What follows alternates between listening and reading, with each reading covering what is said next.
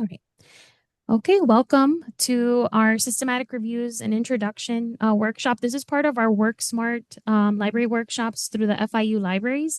We do offer these every semester. I think this might be the last one, but all of the recordings live on the FIU Libraries Instruction YouTube channel.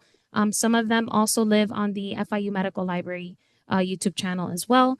My name is Daisy de la Rosa. I'm an Information and Instruction Services Librarian with the FIU Medical Library, and I'll have my colleagues introduce themselves.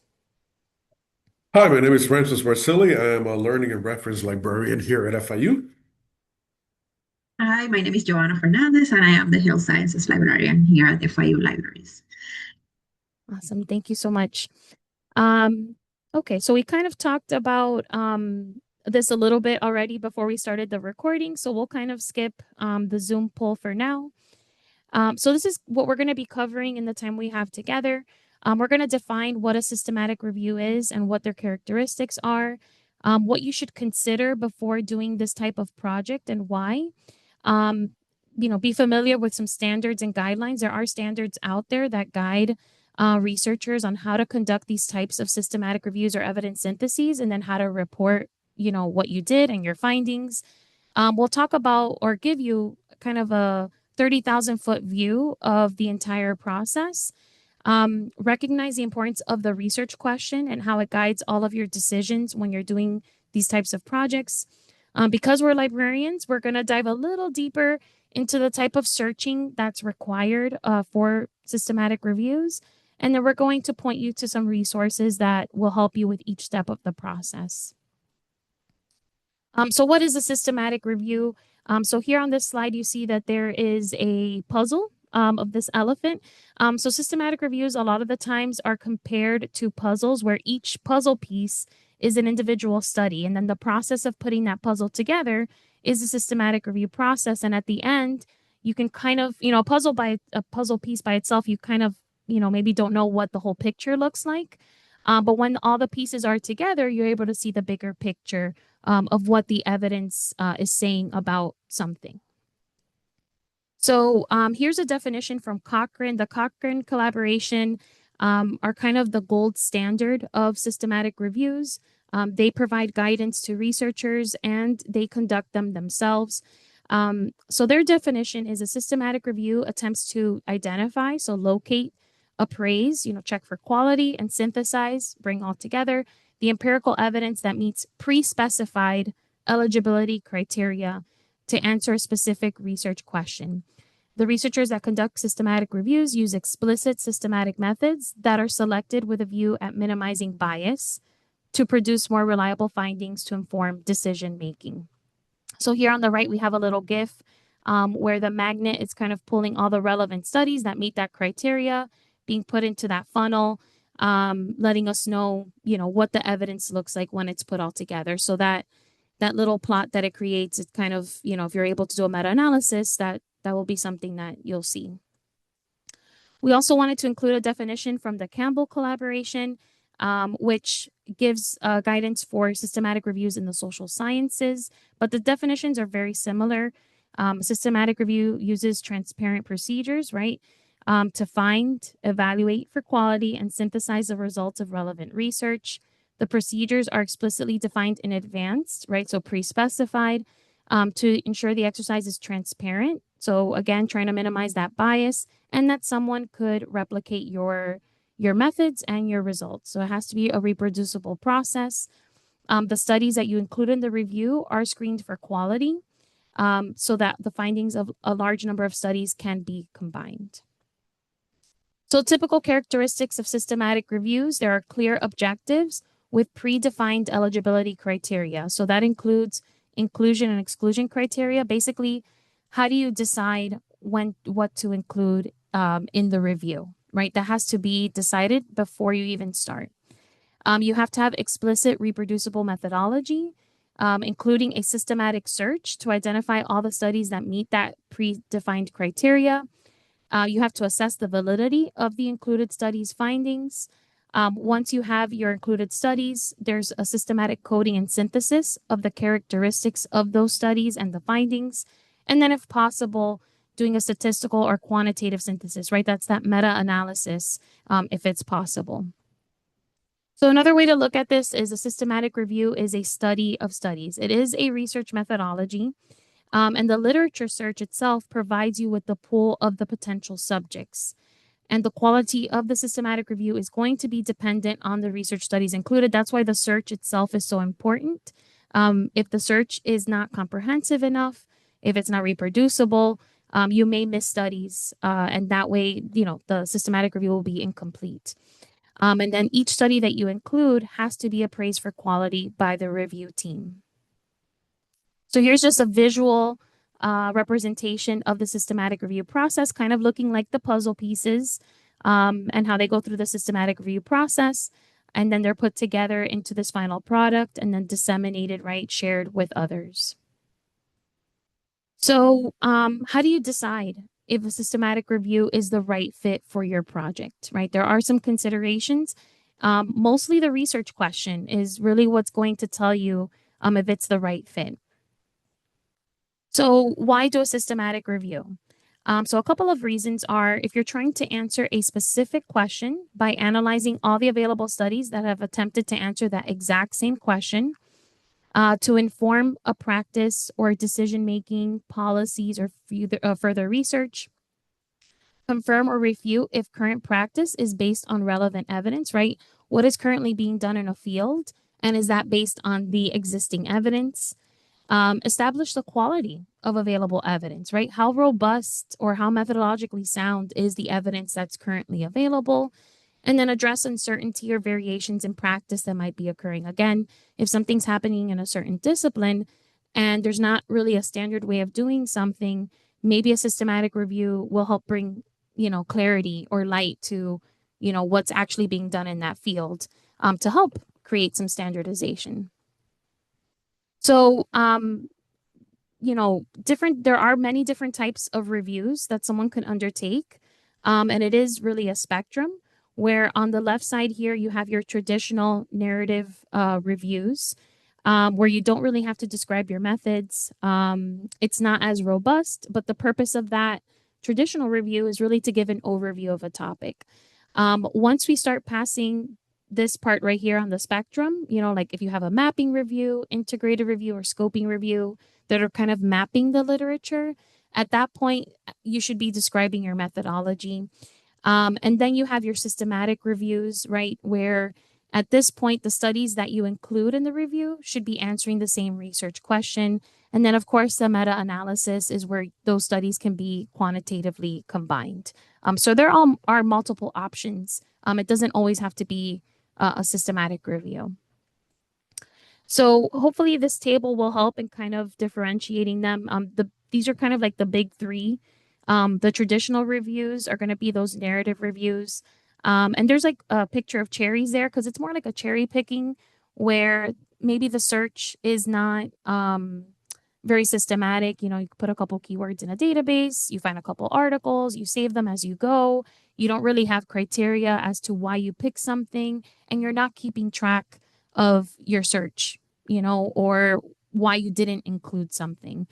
So it's very different. And again, the purpose of those is to give maybe an overview. So on the right side here, we have our scoping reviews and systematic reviews. These are the big two that we get asked about quite often. So the scoping reviews, we'll talk about what those are in a moment. But a basic definition is that they're trying to map the literature. What does the evidence actually look like? So whereas a systematic review, that needle in the haystack picture, you're trying to find studies that answer a very specific question. So both of these do require and ask for a protocol before you even begin, right? And we'll talk about what the protocol is in a moment. There are protocol registries where people register their protocol before they do their project. Prospero is the big one for systematic reviews. They don't accept scoping reviews, but there are other places to register those. Both do require explicit, transparent, peer-reviewed search strategies. Both require data extraction forms where you're extracting the data from the included studies. As far as mandatory critical appraisal, right, looking for risk of bias or the quality of the studies, Systematic reviews, it is mandatory to do that. Scoping reviews, it's optional. And then where you're synthesizing the findings from those individual studies, that's going to be more of a systematic review thing. Since the scoping reviews may include studies that are not as alike to each other, because the purpose of that type of review is a little bit different. So the research question is kind of going to tell you what review is the best fit. It's going to inform all of your decisions, especially when you're creating the protocol. And it's going to give you with the rationale and the purpose as to why even do the review in the first place.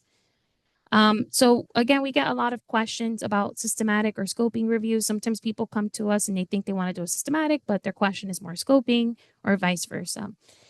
So here on the left, we have systematic review questions. They're usually very precise, but they can be broad or narrow in scope.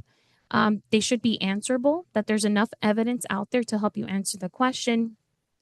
The question itself has multiple components, or it's usually a complex question. It addresses the feasibility, appropriateness, meaningfulness, or effectiveness of a certain treatment or practice or policy. Can be stated as objectives of the review, and it usually falls into a question framework. Like in the health sciences, PICO is often used. And then the scoping review questions can be specific, maybe broad or narrow in scope. They'll also have multiple components. But what I really want to draw the attention to is the difference in their aims, right? Where the systematic review is trying to address the feasibility, appropriateness, etc., of a certain practice. And the scoping review is trying to identify the types of available evidence, or maybe it's trying to clarify key concepts or definitions, determine how research is typically conducted, identify key characteristics or factors related to a concept, analyze gaps in the knowledge base, or even serve as a precursor to systematic reviews. And typically, scoping reviews have a different question framework, which is PCC, like population, concept, or context. So here we're going to have some examples that hopefully illustrate this a little bit better. So let's say that our topic is horticultural therapy and mental health. So systematic review question, and these are from actual published reviews.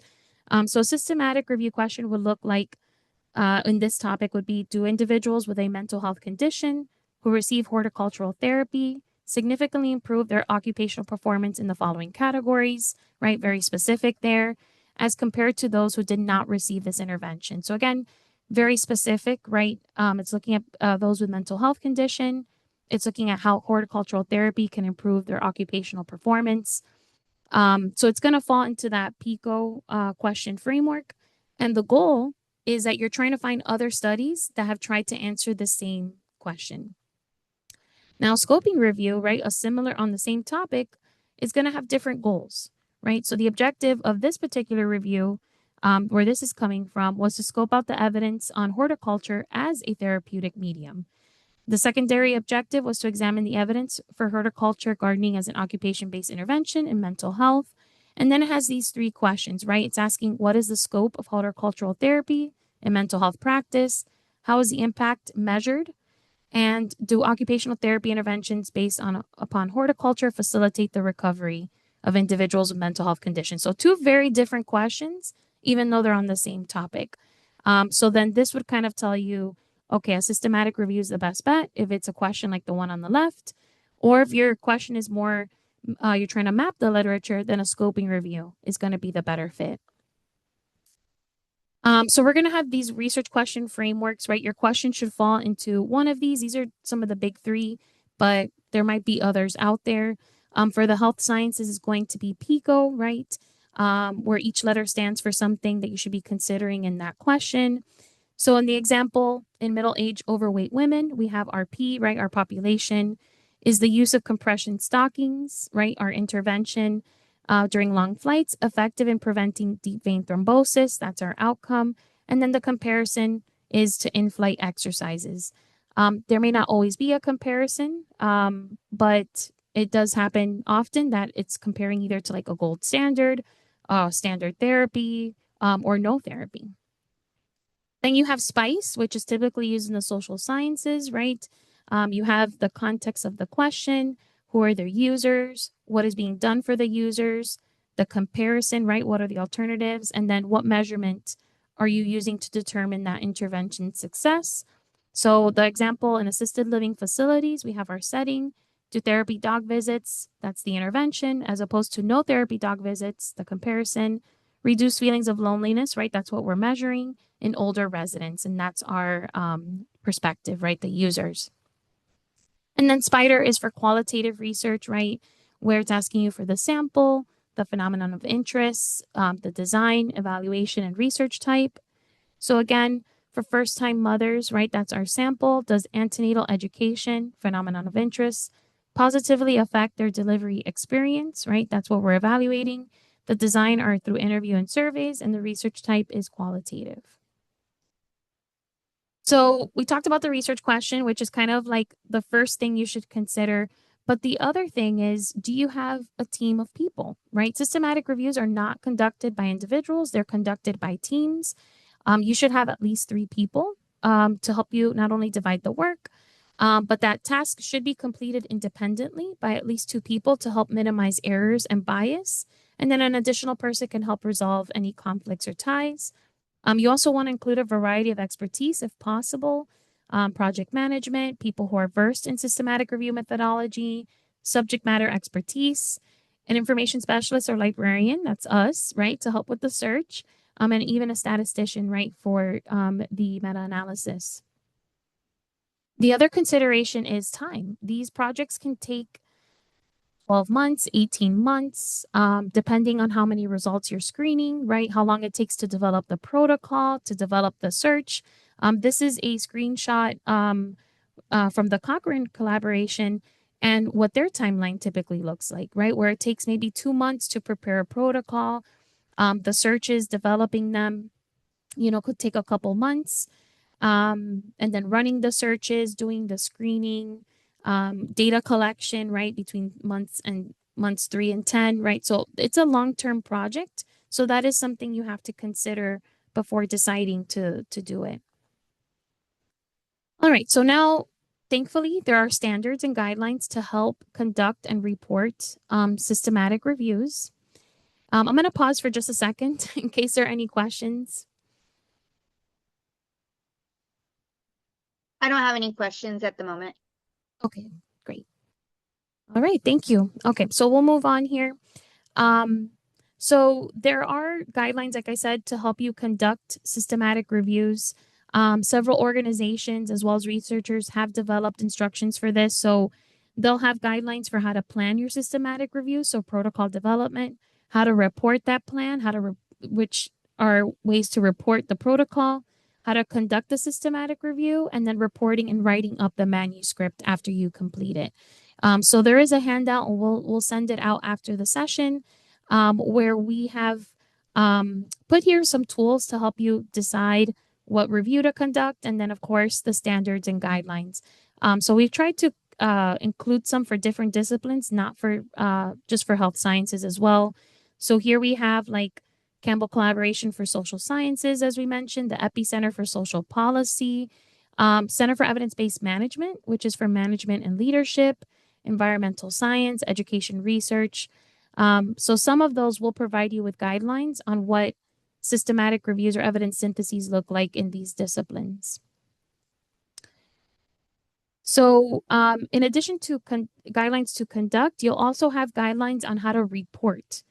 So if you remember the characteristics when we said that it had to be reproducible, that's why reporting everything that you did in the project is essential so that someone could reproduce what you did. So one of these reporting guidelines is PRISMA, which is the preferred reporting items for systematic reviews and meta-analyses. So this is a screenshot from that PRISMA checklist, and it's kind of telling you all the things that should be included or reported in a systematic review report. So you'll see here kind of like the different sections, title, abstract, introduction, methodology. It gives you a description of what that is, and then you would write in, okay, on page 3 of the manuscript, you'll find, the search strategy methods, for example. So here's the rest of that checklist with the results, what should be in the discussion, and then any other information. So we're going to use a published example to help us illustrate some of the systematic review process. So here we have one on the experiences of working as early career allied health professionals and doctors in rural and remote environments. It's a qualitative systematic review. So we're going to dive into that full text here. And we see in their methods that they're using the JBI methodology, right, which is one of the ones that we've linked on the handout, and that they're using Prisma to report what they did. So we just kind of wanted to show a real world example of kind of these standards and guidelines being used. Okay, so now we're going to move into the systematic review process, right, and go through each step. This is what it looks like visually, right, where you're identifying the issue and determining the question, writing the plan for the review, the protocol, you search for the study, you sift and select the studies based on your criteria, extract the data, assess the quality of those studies, combine the data, whether it's a narrative synthesis, and if you can, a meta-analysis, and then you're concluding those findings. And again, making that big puzzle and disseminating it out to other practitioners and stakeholders in that are interested in that. So again, this is an overview of those steps. So step one, right, the pre-review. This is kind of where you're trying to decide if this is the right project for you. So assembling a team, again, thinking about the multidisciplinary expertise and solidifying the roles and expectations with the team. Formulating your research question, right? Is there a gap in the evidence that you can help fill with that question? Are there enough studies to do a systematic review, right? So this requires some exploratory searching. And then that question should fall into one of those question frameworks. And then another big one is searching for existing systematic reviews. Has there already been published, a systematic review published on this? Is there one currently being done, right? Looking for protocols, systematic reviews in process. So if there's an existing systematic review that's well done and pretty current, then maybe it's, you should pivot, right? Change the question a little bit, because maybe there doesn't need to be another systematic review right now.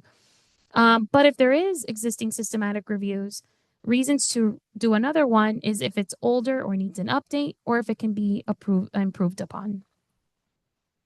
So the second step is to plan. So this little figure here, right? The researcher's like, how far did you get? And the other researcher's like, I've got the conclusions. I just have to write the protocol, which is not what we want, right? Because we don't want to kind of bias our findings. That's why the protocol kind of keeps us transparent, right, in doing these projects. So you really have to make sure you have that plan in place, that you're putting all your effort into making sure you've made every decision, and then you just follow the plan. Any deviations from the plan have to be discussed and disclosed. So developing the protocol, right? Again, this is your plan or blueprint for the systematic review project. It must be done before you begin the actual project itself, and it helps you make the decisions for the project in advance. It helps keep the team on track, know which tools and software you will use, if any training is needed by anybody on the team. This ensures transparency and minimizes potential bias. And if you register it, which is highly encouraged, it can help avoid duplication of research efforts. So again, we have that handout I showed earlier that has different resources to kind of help you develop a protocol.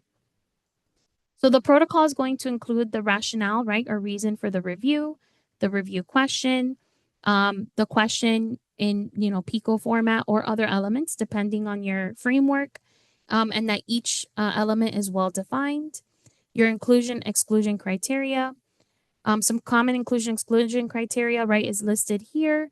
Some things you want to be careful with as far as date, publication date. If you're going to limit by that when you're doing your searches, it has to be justified.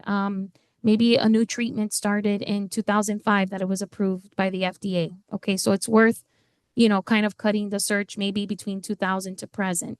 Like it has to have some reason and not just an arbitrary decision to limit like to the last 10 years, for example. Exposure, intervention of interest, right? That all has to be defined because when you're looking through the studies, you're trying to find the ones that have the exact same intervention. Geographic location. That also should be, if that's relevant to the question, then that's fine. But typically, you don't limit to a certain location.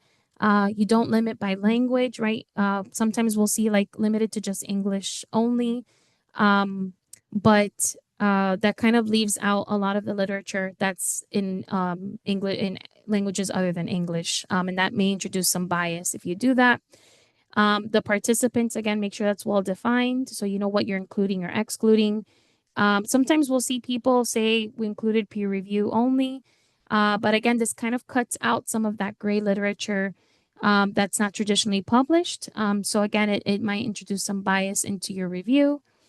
You're looking at any reported outcomes. Again, your question, it should be well defined, what the setting is, the study designs that you're looking at. If you're only looking at controlled trials. Typically, maybe you'll limit to just that. If you're kind of open, then you don't really limit to that. And then type of publication. Sometimes people, remove letters, review articles, editorials, things like that. Where you search information sources, which we'll talk about. Your search strategy also is going to be in the protocol. How you plan to manage your data. How are you going to do your selection process, your screening, how you plan to collect your data, tools and checklists to assess risk of bias for each included study, and then how the data will be synthesized. Also, a big part of this is thinking about if you're going to publish, where do you plan to publish? Which journals are you considering? Do they publish systematic reviews? So all of these things have to be decided before you even begin. Protocol registration. We do recommend to register the protocol. Some journals may even require to have a Prospero ID because that means you've registered the protocol. Adherence to the protocol shall help you avoid that bias. Published results can be compared with what was intended at the registration of that particular protocol. The protocol itself should be high quality, registered, posted early in the review process. And this allows other researchers to access the registered protocol. You can also search for other, systematic reviews in process. So it is an important practice.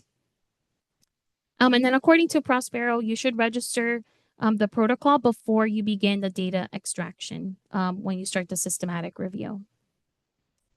You can document changes to the protocol, but again, you have to make sure that they're documented and the why and the justification for that change.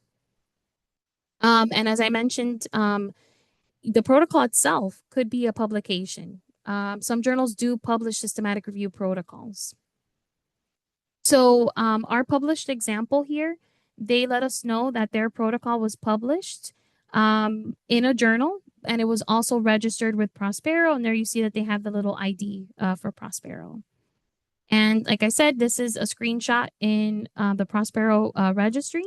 And then down here, they actually published the protocol itself before they actually did the systematic review. And then they published the systematic review. So they got 2 publications out of this project. All right, so the next step, right after you've completed the protocol, is to do the search. So I'm going to turn it over to Ramses to take us through the search process. All right, search. Let me share.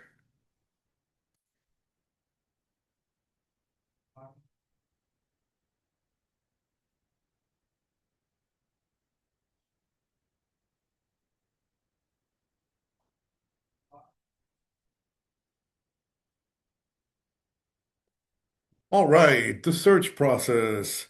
So, systematic reviews require a thorough, objective, and reproducible search from a range of sources. I'm going to explain a little bit, in a little bit, what each of one of those highlighted terms, thorough, objective, and reproducible search, what they really mean.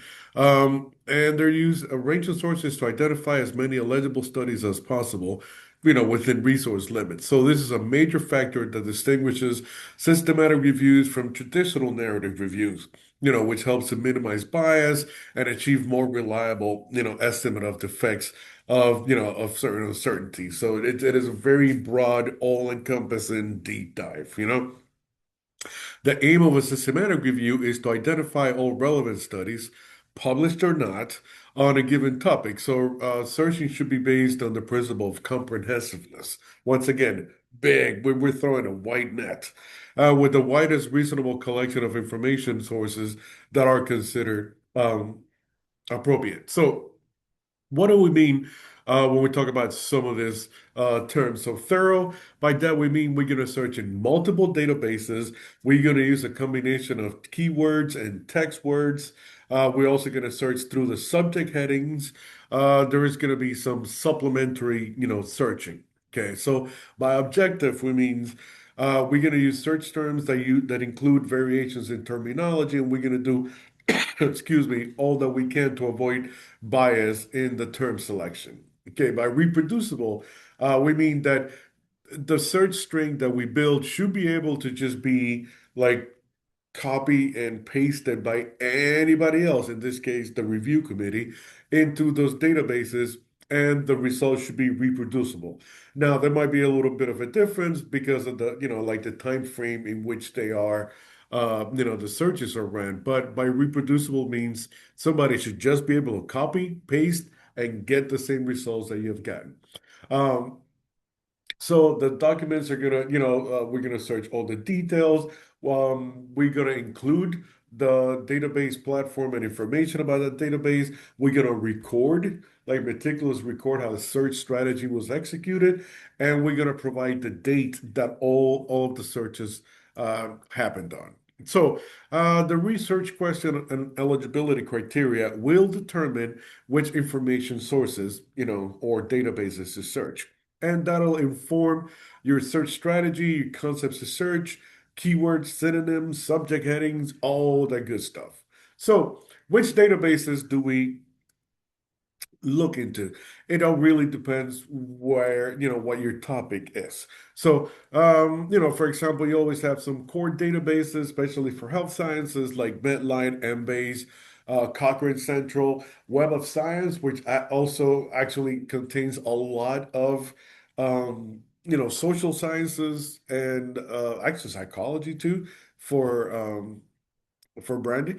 And in CINAHL. So we also have subject-specific databases that you can look into it. So you have PsycInfo, Sports Discus, Petro, International Pharmaceutical Abstract. So you're gonna choose from a combination of things. There are, regional databases like Lilacs, Cielo, African Medicus, Index Medicus, or you can also search in gray literature, which is essentially anything that would not be housed on just your regular databases. That could include .gov, so just clinical.gov. You can look at the World Health Organization International Clinical Triads, ProQuest dissertation and thesis. So everything that's not, quote unquote, a database article.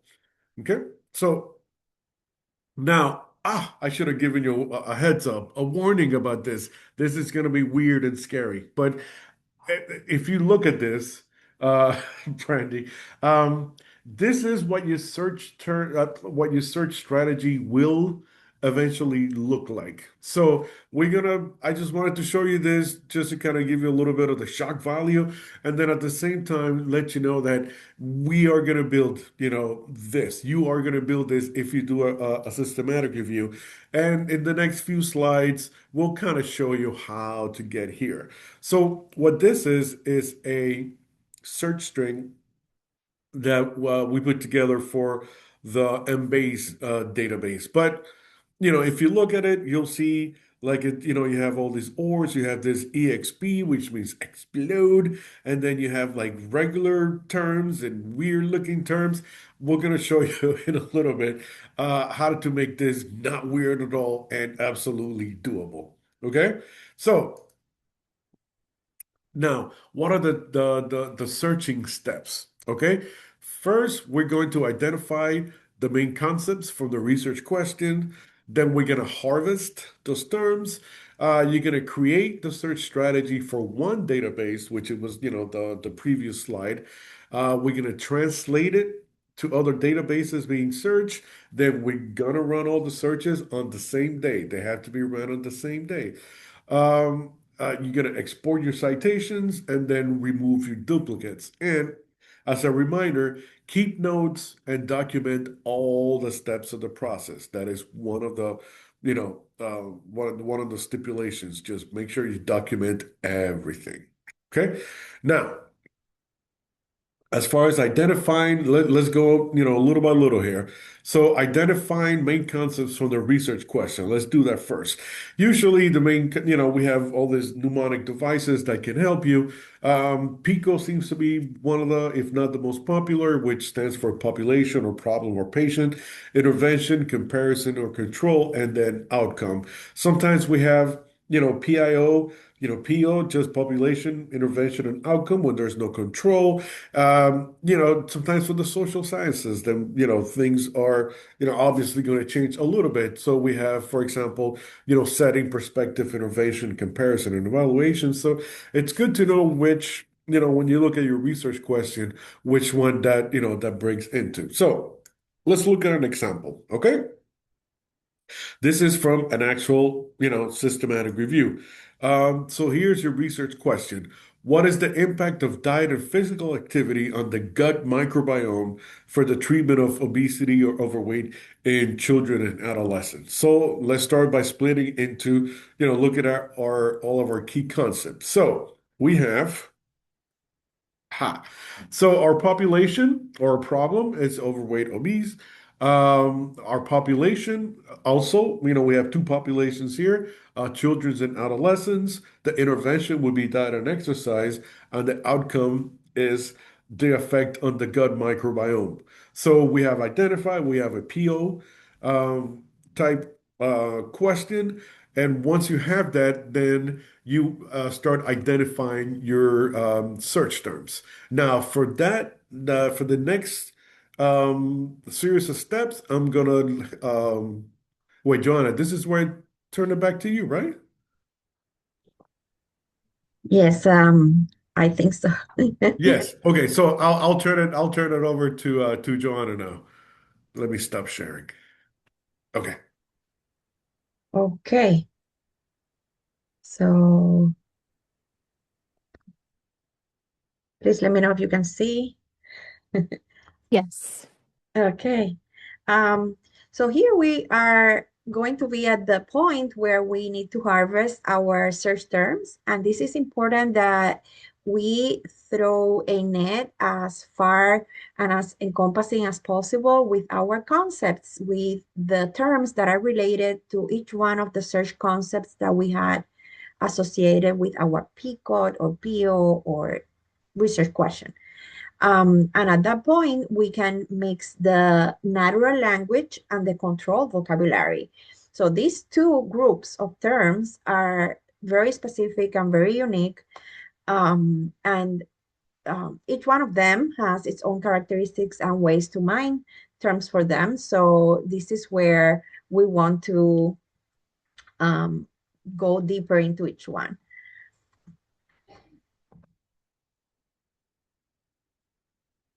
As you can see, here in the database, this is, for example, like one screenshot from a database record where you have the title and the authors and the abstract for a specific article, and you can identify from the record how the natural language terms are available in the title, in the abstract, sometimes even in the keywords provided by the author, right? Because they are the terms that come naturally in the way you would describe the term, or anyone, maybe even in a not professional or in a more common vocabulary. And then there are the terms that are available through the database, which are available through the database indexes, the thesaurus, and those are the major subjects that you can see to the right. Some databases make it very easy, and this is why we always recommend to use our library databases, because you can extract the terms easily from the record and from the description of the database.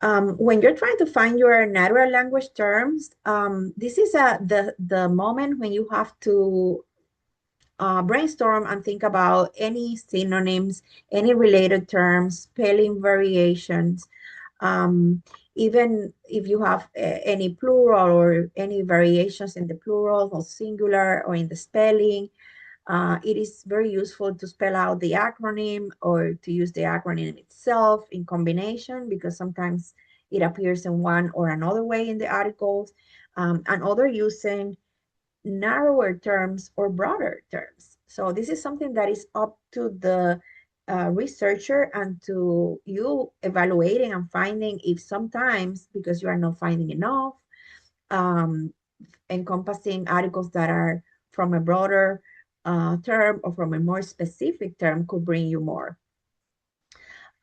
It's very useful typically to find a few articles that are a good match for your inclusion, your exclusion criteria, that are kind of the perfect articles aligned, like your sample articles for your research topic, and extract the terms from those articles. Those are excellent sources of resources for literature, for vocabulary.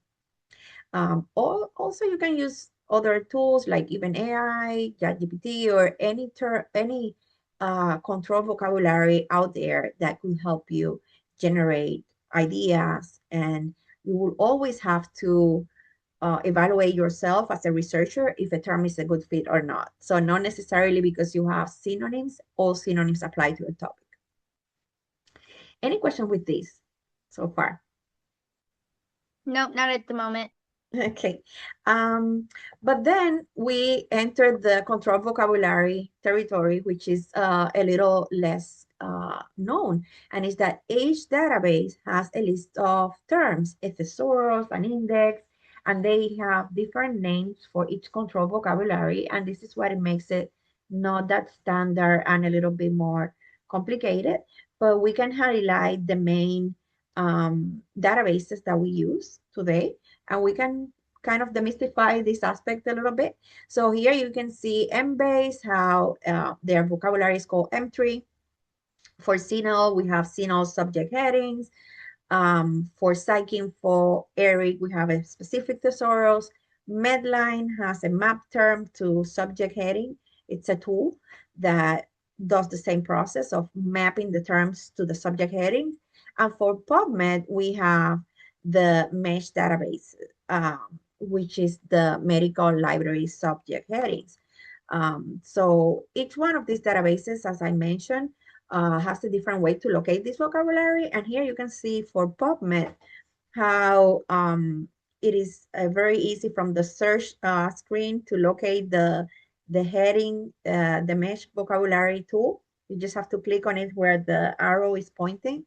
And this will allow you to search a MESH tool that is totally searchable. You can type your terms up at the search box and get a list of results where you are going to select the entries that match your concept. So if you are looking for cleft palate, but then you also find cleft lip, you're like, okay, these two, I could combine them. They are both good matches.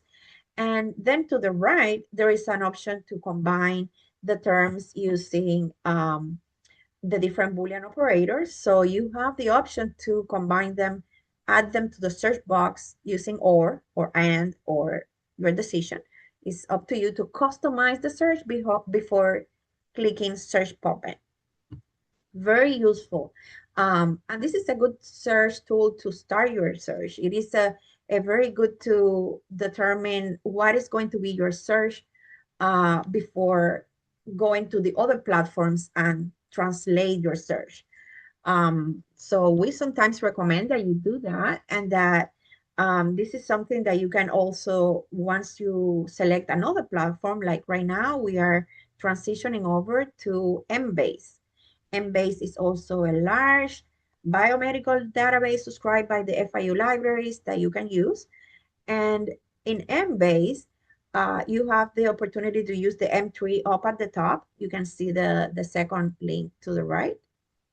And they feature a list of synonyms, which adds a lot of value to this moment when you're brainstorming. So say that while you're mining for these topics, you're still very open. This is not by any means the definite search. You're still like checking what's out there, what are the right terms under each database. So now that you have already explored, say, PubMed, and you have your mesh terms, you could use here in Embase the M3 and do the comparison. And it may or it may not be the same list of control vocabulary terms. So it could be that the terms are identical from database to database, or they may have huge variation or slight variation. And this matters because it's never the same a term than with a spelling, with another term, with another spelling. So when you are finally selecting your control vocabulary, you have to let the database know that what you're searching, it's in this control vocabulary field. In other words, you are going to search for a subject, and you have to let the database know in the syntax that you are searching for cleft palate in the subject field and not anywhere or in the keywords, etc.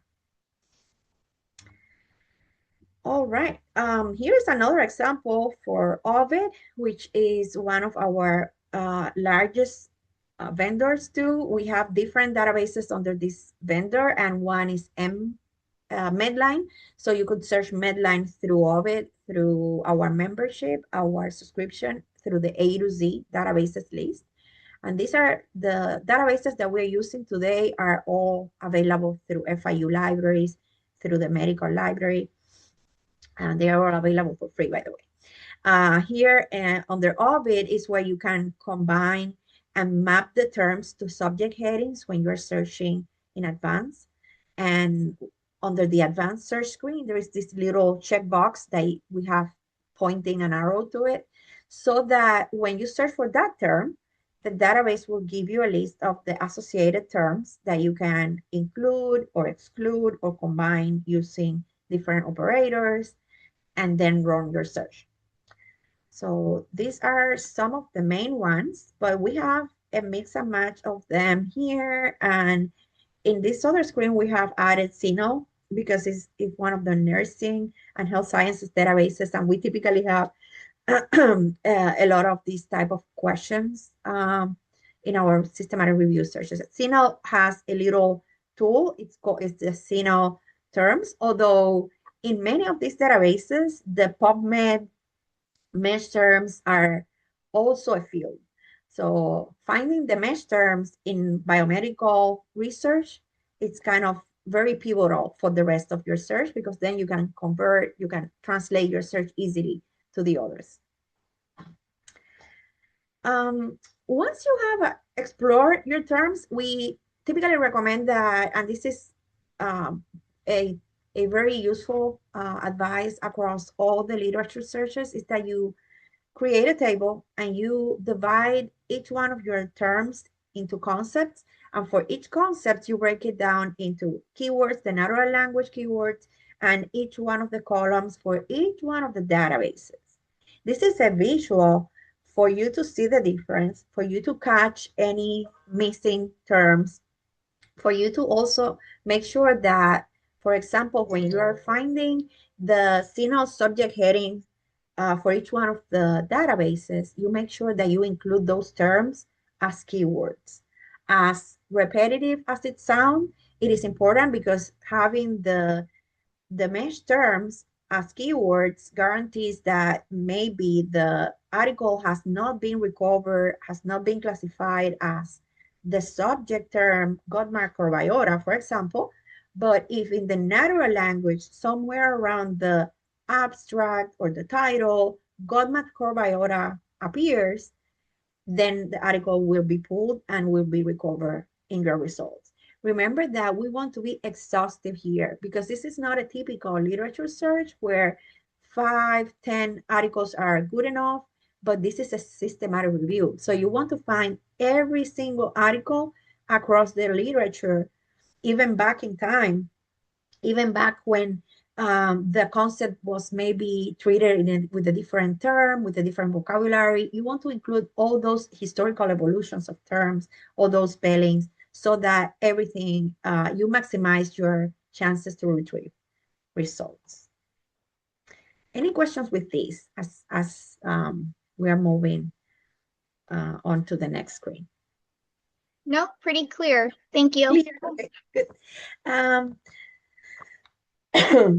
hitting next here. Okay, here is back to the basic, how we can combine this wonderful exhaustive list of terms that we already got. Because we don't do anything if we have the perfect comprehensive list of every single term that may appear in the literature, and we need to know how to combine them in the correct syntax as well for each database. So a basic element is to know how to use your ands and ors and not, which are sometimes not aligned with the what logic or our everyday life will indicate. So using and, it's a way to narrow the search.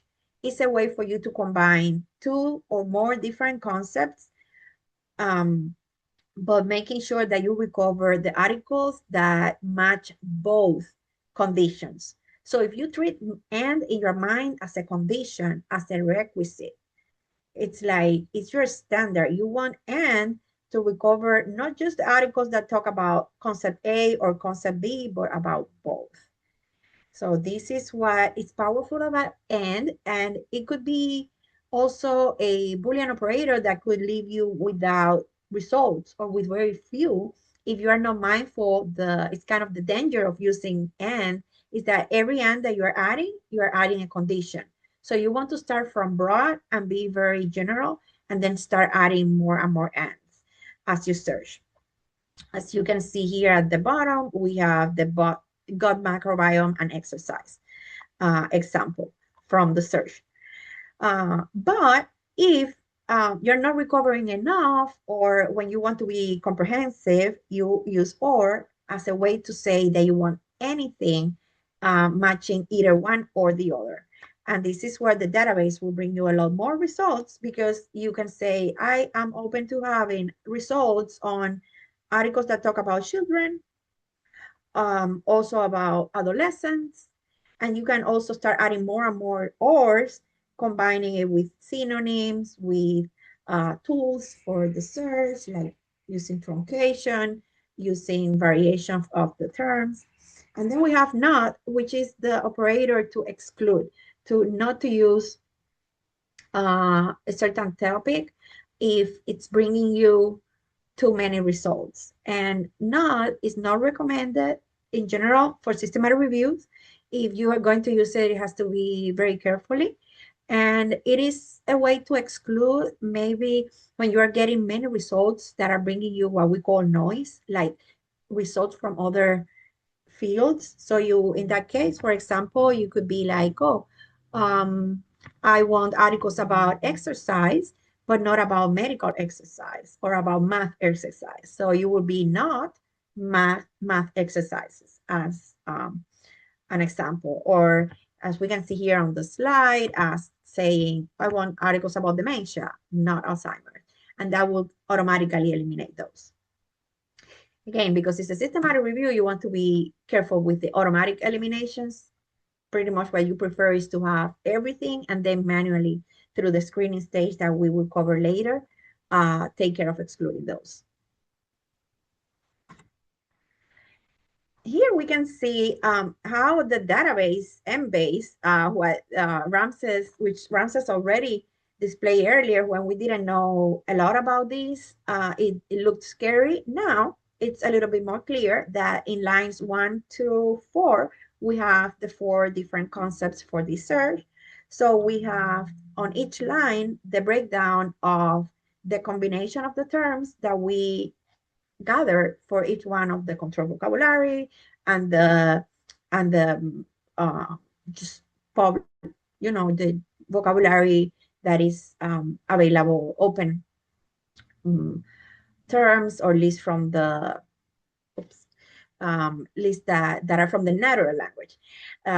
So when you combine here the diet/exp, it's going to be the syntax for Embase, letting the database know that you want the term diet associated to the subject, and so on. So you have the whole combination of all the different concepts.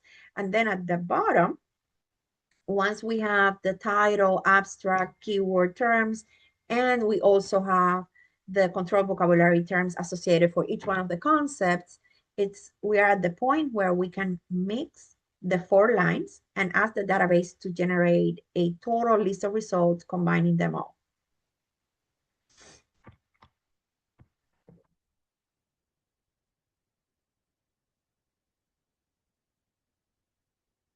Here it's a little easier on the eye to see the difference between the syntax for subjects and the syntax for natural language. And here we can see a comparison of each one of the databases and how something so clear as a combined search could become very different in each one of them, depending, because each one of them has a different syntax, a different way to label the fields. So that's where you see the highlights on how in Embase they use /x for subjects, for example, and CNOW has the master headings, and the Scopus has the title abstract keyword. Back to Scopus, this is the actual screenshot from the database, and you can see the beauty. It's scary, but now it's less, that you have all the different terms combined, and you have in some lines combined intermediate searches until on line 13, you end up combining all the searches like 3, 6, and 9, and 12, so that you end up having your total number of over 3,000 results. As you can see, what we're doing here are very encompassing searches, and what you want is ideally to have hundreds, if not thousands of results. That's why we take all this care and go so in detail into the search stage. Then for exporting the results, every database also has a different way to do it. But in general, you want to always look for a site or export the results. And it's typically something that once you highlight the result that you want to export, which is probably all of them, you want to go for the RIS file.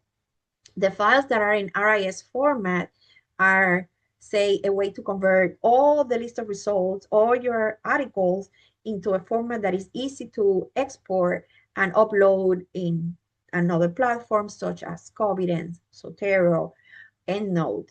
So if you are planning to use a citation manager as an intermediate stage, you can export it into that using the RIS, and or you can also directly take it into Covidence using the RIS. So RIS files are your best friend to export from the databases into these platforms. And I think that with this, I am turning it over back to Ramses.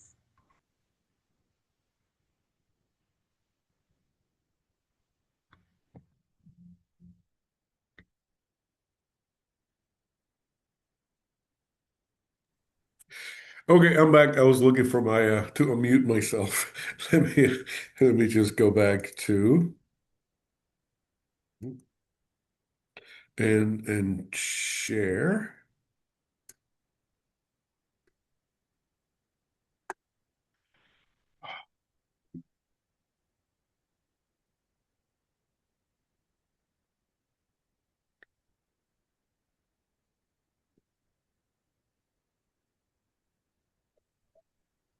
Okay, so as usual, we're showing you here some of the checklist for the Prism method. So, just you see some of the documentation that you have to do.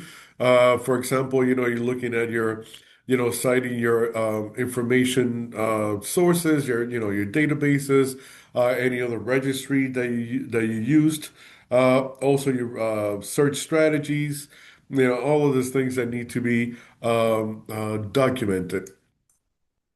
Now, we're going back to our published example, just to show you that, um, the way that this is done in the, methods or the methodology portion of the paper. So there is, a section that is directed towards a search strategy. So as you can see here, they named the databases that they used. They looked at and they mentioned the date that the searches were ran, and the additional databases, the translations for each one of the databases. So that is one way to, document that particular process. Also, they showed, and once again, this is from an actual publication. They showed one version of their search string for Medline, so you can see all of that. Usually goes into the appendixes of the paper once it is published. And also, they talked about where the results were loaded into and where they were screened. So speaking of that, also from the screening process, it'll tell you, they're showing you what is called a Prisma flowchart, which is, how many articles or records were identified, how many were screened by just title and abstract, how many of them, made it up to, full text, all the duplicates that were removed, all of this needs to be documented after the screening process. So speaking of the screening process, how do we do this? So the screening process, so all search results should be reviewed by at least two people independently of each other. And this helps to minimize bias. So each person is going to independently decide whether or not this uh, this particular article follows the protocol, the previously done protocol, and whether it passes to the next stage. Now, a third person can serve as a tiebreaker, if there's any disagreement. So, reviewers are evaluating whether the study meets, as I said, the pre-specified inclusion or exclusion criteria decided during the protocol. Now, step one, you examine all titles and abstracts for all the search results. So if the study meets the inclusion criteria, it goes into the next round. If it does not, then it is excluded, and as always, document the reason why. Then step two, you retrieve the full text for potentially relevant studies. This should still be independently reviewed by at least two members separately, and then make the final decisions on the study inclusion. For any excluded studies, also, once again, document the reason why it did not make the final cut. Now, one of the softwares that works really well for this, this part of the process is called Covenants. So Covenants, you actually get it for free here. It's available for FIU, and just kind of wanted to show you a few, you know, screen grabs of what this looks like. So, for example, you can use this to, import your references. Then they go, you have the two separate, you know, places where you can screen it. You can do the title and abstract screening here, and the ones that make it automatically make it into the full text review. So for a title and abstract screening, this is what it looks like. So everyone, as I said, we're looking at this independently. You get to look at the title, at the abstract, and it's either a no, a maybe, or a yes. You do have here the ability to write in your inclusion and exclusion criteria. You could resolve if one of the reviewers clicks on yes and the other one clicks on no, then it automatically goes here to resolve conflicts for the third, the tiebreaker reviewer to look at it. And if all reviewers agree on yes, then it makes it to the full text screen. And that, you have your digital object identifier or any, other way to access the full text. And then once again, it's same thing. Either include or exclude. You do have your tiebreakers or resolve conflicts. You can add highlights. You can add inclusion exclusion criteria, and if you click on like no, like exclude, you actually have a little drop down menu of your asserted inclusion exclusion criteria, so that then it actually automatically starts forming um um that Prisma flow chart there, this. So it actually will, Covenants will do this automatically, providing that you document every, single reason why it was not. So here you'll see it, wrong study design, pediatric population, wrong population, wrong language, whatever it was. So. And for the the published example, the way that do this is you go to your data screening and extraction. So duplicates will remove. This is also part of the methodology section in that same article we have been looking at. And the abstract was screening by the two authors. And they were screened on whatever here the JBI data extraction tool. So. Also from, wait, it says Daisy Stern? No, not yet, right? This is still mine. Uh, so yes, and this is once again from that article we were looking at.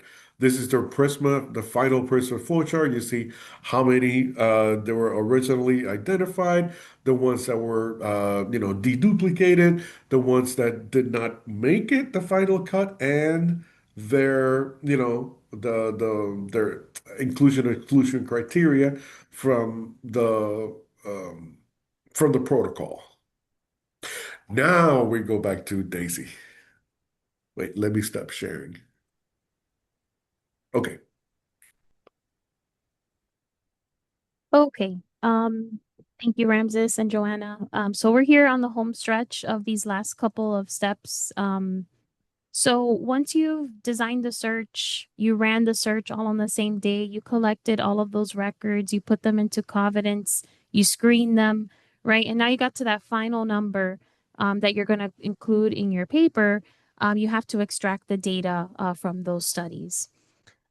So collecting the data from the included studies, when you're developing the protocol, the team decides what data should be collected from the included studies. You can use a spreadsheet to help you collect that information or use a form, and I'll show an example in just a moment. But typically the items that you're going to consider for data collection from each study is going to be the identification information, so the author, the title of the journal it's published in, confirm the eligibility for each study, right? That's met the inclusion criteria. What study design did they use? Who were the participants? What was the setting? What was the intervention or comparison?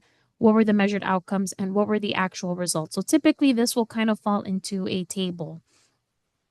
Covidence does have a data extraction tool where it will have like a form, and then it will be next to that included study with the full text. So it makes it easy to pull out the information that you need.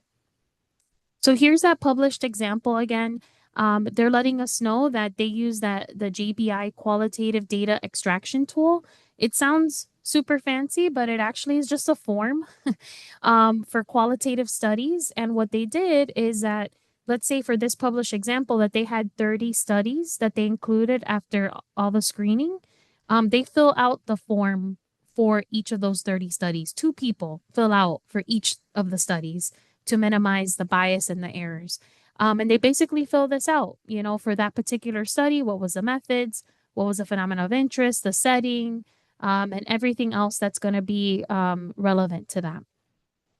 So once they fill out all those forms, they're going to put all the information into the table. So every systematic review, scoping reviews should have a table with all the included studies and then all the information that they extracted from each of the studies. So then once you've extracted the data from all the studies, you have to assess the quality of all the included records there, or studies, I should say. So another way of thinking about this is a risk of bias, a quality assessment, a critical appraisal. Those terms are used typically interchangeably. This helps establish the transparency of evidence synthesis results, right? Because you're telling people, okay, well, how good, were these studies, right? So that they know if they can trust the results. The goal of the assessment is to identify and report any biases for each of the studies. And the quality assessment of any study is to consider the following: the appropriateness of the study design to the research objective. Did those two match? The risk of bias and any other issues related to study quality. So the choice of the outcome measure, any statistical issues, quality of reporting, quality of intervention, journalizability. So the good thing is that there are tools or checklists to help you do this for different study designs. So we do have, again, on that handout, some of the big ones that people use, but there are many more. So, for example, in the real world systematic review that we have here that we've been pointing to, they let us know that their quality appraisal, they use the JBI critical appraisal checklist for qualitative research. Again, the checklists are going to be based on the study design. So it's not just one checklist. You have to say, okay, I'm looking at a clinical trial. I need to find the checklist that's appropriate for clinical trials to assess risk of bias. I'm looking at a cohort study. I need to find the checklist that best is for a cohort study. So it's basically, again, a form, right? And it's filled out for each of the included studies, and it's just asking questions about, the congruity between the philosophical perspective and research methods, the research methods and the research question, right? And that's being filled out by the team. And then this particular published systematic review actually kind of summarized, and that's good. That's a best practice, and it's going to look different. Like this one looks like this. Sometimes you'll see it with red, green, and yellow as an indicator of quality there. So here they kind of summarized all the questions and let us know how many studies met that criteria. So once you've assessed for quality, right now it's you got to put it all together. So you're going to summarize and analyze the data with a narrative synthesis, right, where you're analyzing the relationships between the studies and the overall assessment of how robust the evidence is, right? It's typically a descriptive summary. That's going to always be the case. You're going to have the table as well.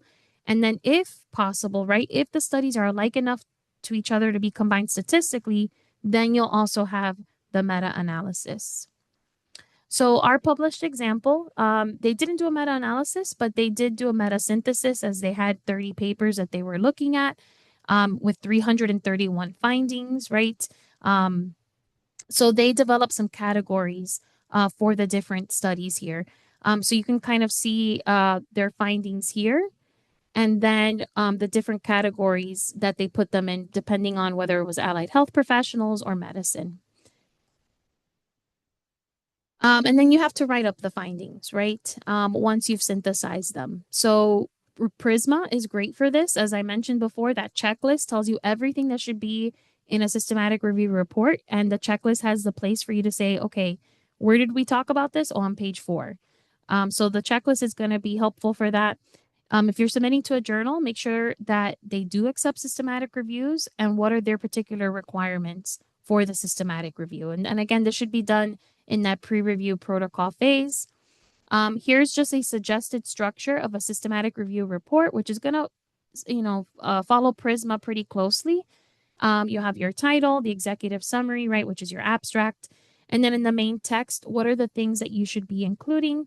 And of course, some of that additional information there at the end. So here's our published example. Their write-up is the published paper in this particular journal. So in addition to checking the quality of individual studies, systematic reviews themselves should also be checked for quality. Just because a systematic review is published doesn't mean that it was well done or doesn't have any faults. So there are actual checklists for you to check the quality of systematic reviews. And this could be particularly helpful if you're looking at existing systematic reviews and deciding, okay, does this need an update or can this be improved upon, right? If you're looking at their methods. Also, there's a review type called umbrella reviews, where you're doing a systematic review of systematic reviews. And this is when there's been a lot of them already published. So we do have several checklists for this. Here's just a screenshot of one of them, the Robust tool, where it's looking for the quality of the search strategy. Did they search multiple databases? Did the search match the research question? Did the group report, how they selected the studies? So even systematic reviews need to be checked for quality as well. So some takeaways and recap as we wrap up here. Systematic reviews are research studies, so very different from narrative or literature reviews. And the goal is to identify all the studies that answer a specific research question and then combining all of those studies. And hopefully they're very alike to each other. Systematic reviews are one of the highest levels of evidence because of the way that they're conducted. They're important to practitioners, decision makers, and then it's just one of the many different types of evidence syntheses, right? Systematic review might not be the right fit. Maybe you're like, you know what? I only have 3 months to do this. Okay, let's do a great literature review. We can help you develop a really good search. Maybe systematic review is not the way, or maybe your question is, a better fit for a scoping review. It is a long-term project that requires a lot of time and a team, so that's important. A protocol or a plan is required before you even begin working on the systematic review. There are several guidelines and standards, though, to help you conduct those systematic reviews, and then, of course, report what you did. As you saw, it is important to report what you did because they need to be reproducible. So here's our contact information. If you have any questions, we can consult and guide you in the right direction if you're still trying to figure out what's the best fit. If you do have a team and the time and a protocol, we can become, collaborators and help with your search strategy development, and just answer just any general questions about the systematic review process. So we'll pause there if you have any questions, and thank you so much for joining us. This was amazing and very thorough. I really don't have any questions. And when I do set out to do something like this, I will definitely contact your team because this has been amazing. And what I've learned is it's not something that I should do alone or try to undertake this on my own. So I think that in the future is something I'm going to look back on and appreciate that was said and that was explained from the jump. So I really appreciate you all. Oh, thank you so much. We appreciate you being here. Yeah, we're happy to help. So reach out anytime. Yes. Thank you. Thank you. Bye. You're welcome.